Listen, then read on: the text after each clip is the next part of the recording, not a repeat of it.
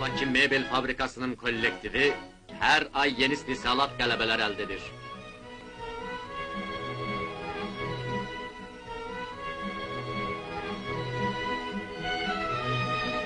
Hazırda fabrika 18 növ mebel istihsal edir.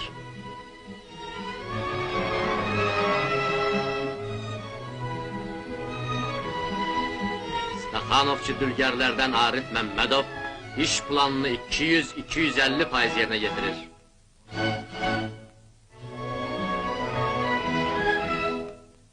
Burada qırmızı ağacdan da mebel hazırlamaq işinə başlanmışdır.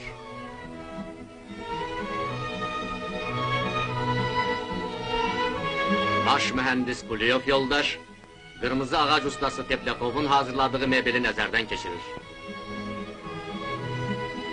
Fabrika Bakı neftçilərini və Azərbaycan qalpotçularını müxtəlif növ mebellə təmin edir.